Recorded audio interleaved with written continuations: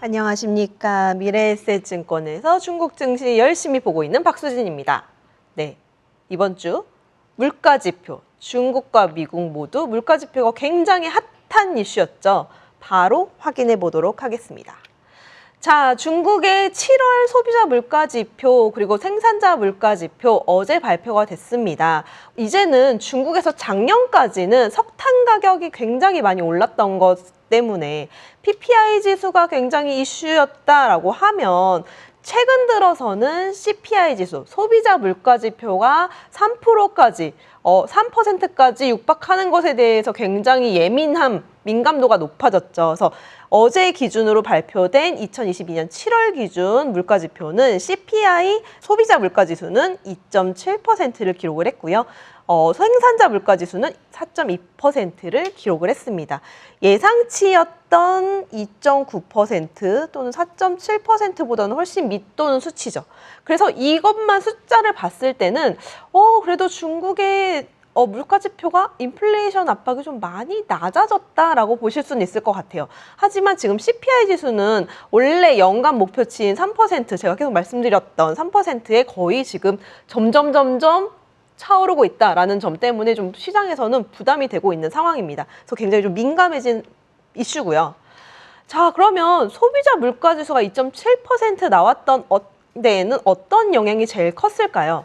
저희가 7월 달에도 말씀을 드렸던 것처럼 계속 돼지고기 가격을 주시해야 된다라고 말씀을 드렸죠. 자, 6월과 7월 대비해서 지금 CPI 지수를 좀 여러 항목으로 나눴을 때 식품 가격이 좀 많이 오르는 모습들이 나타났다더라. 그런데 그 중에서도 가장 크게 상승 전환했던 부분들은 역시나 돼지고기 거의 한 지금 전월 동기 대비해서 한 20% 이상 늘어났다라는 거거든요.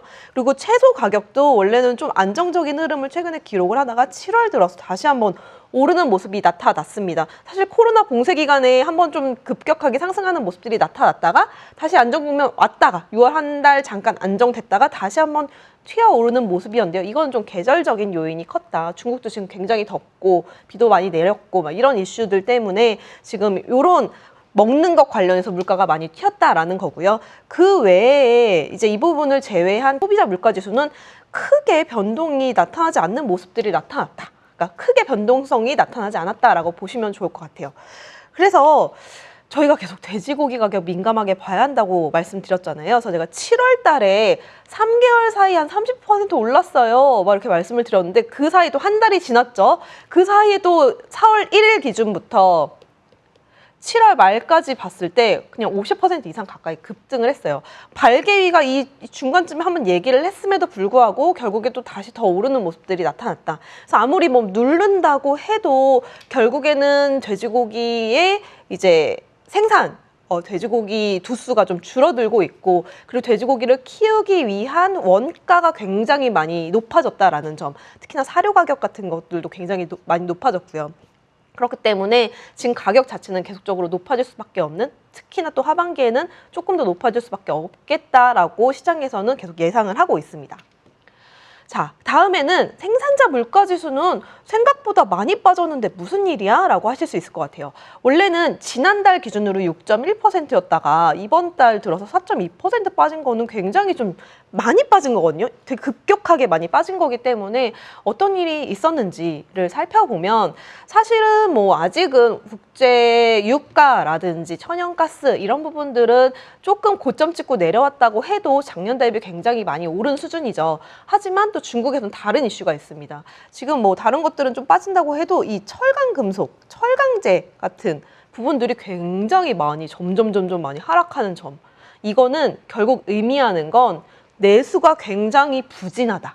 지금 이 수요가 없다라는 거예요. 그래서 이 부분이 바로 극명하게 나타날 수 있는 상황이다라는 점. 그래서 뭐 철강제, 철광석부터 시멘트 가격, 그리고 또 특히나 비철금속 같은 금속 가격들이 그래도 계속적으로 좀 빠지고 있는 점이, 근데 그 빠지는 게 결국에는 수요가 별로 살아나지 않다라는 점이 좀 우려스러운 부분으로 나타났다라고 보시면 좋을 것 같아요.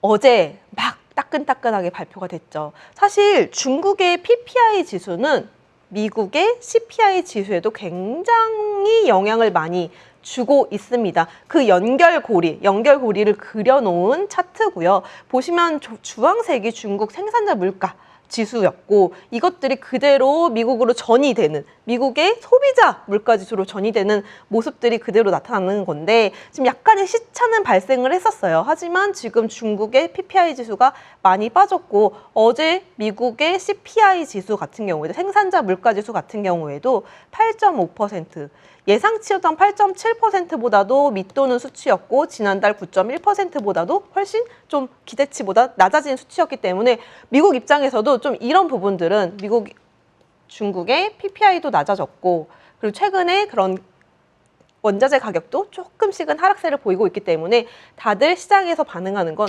그래도 굉장히 시장 내를 많이 눌렀던 인플레이션에 대한 압박이 피크 아웃 이제 정점을 찍고 내려오는구나를 확인할 수 있었던 분명한 요소였다라는 겁니다. 그래서 이 부분은 좀 그래도 어느 정도 약간 숨통은 트일 수 있겠지만 하지만 전 중국 내에서 이제 이 중국 물가지표만 봤을 때는 우려가 좀 있어요. 사실 완전히 좋은 이슈로만 보기에는 좀 어려워요. 그래서 어떤 부분이 걱정이냐. 하반기에 CPI가 3%대 진입할 것이다. 지금 이거는 어제 인민은행에서도 이게 발표가 되고 나서 하반기에 3%대가 넘어가는 구간이 나타날 수 있겠어.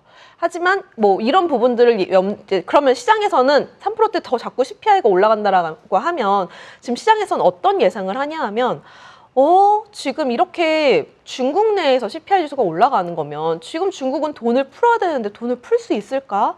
이거 참 걱정이다 라고 생각을 할 수 있겠죠.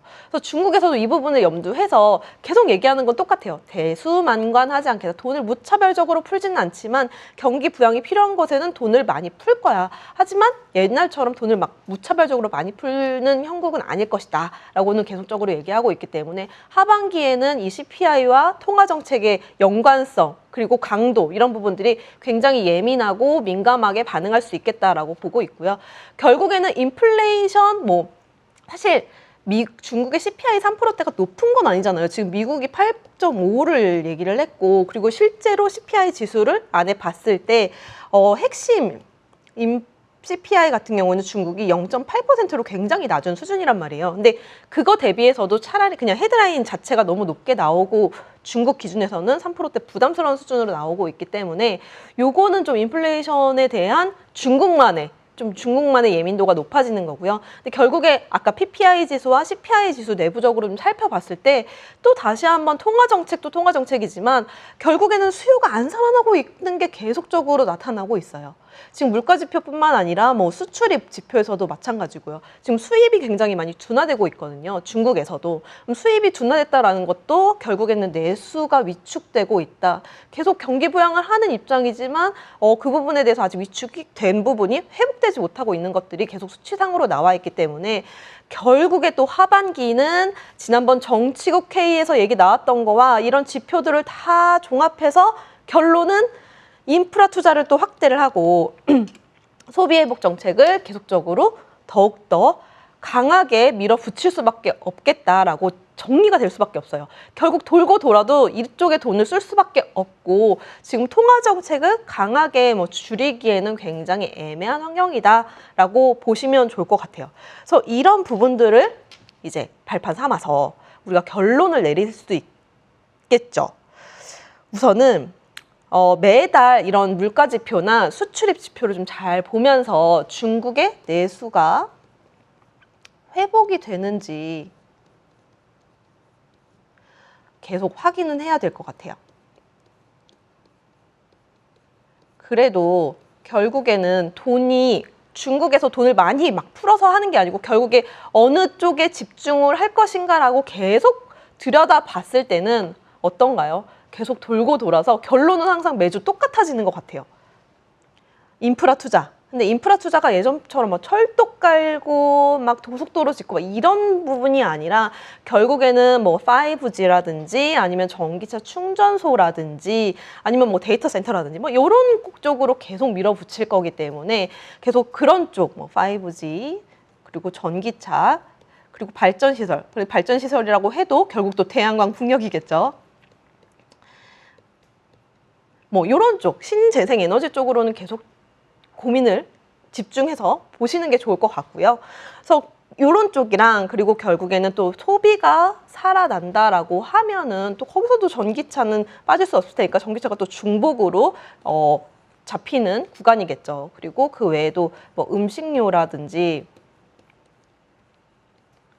가전 이런 쪽도 한번 조금 지켜보시는 게 좋지 않을까라고 이번 주는 정리하면 좋을 것 같습니다. 사실은 지금 7월, 8월 좀 다시 진 빠지는 구간인 거는 맞는 것 같아요. 하지만 계속 뭐 시장이 빠져도 올라도 결론이 항상 똑같이 나오고 있거든요. 그렇기 때문에 이런 구간에서는 이런 관련 섹터의 대형 우량주로 오히려 모아가시는 전략, 그리고 오히려 우량주에 새롭게 또 더 진입할 수 있는, 저가에 진입할 수 있는 기회다라고 보시면 좋을 것 같고요. 그 부분은 매주 보이차와 한번 같이 보시면서 대응을 하면 좋을 것 같습니다.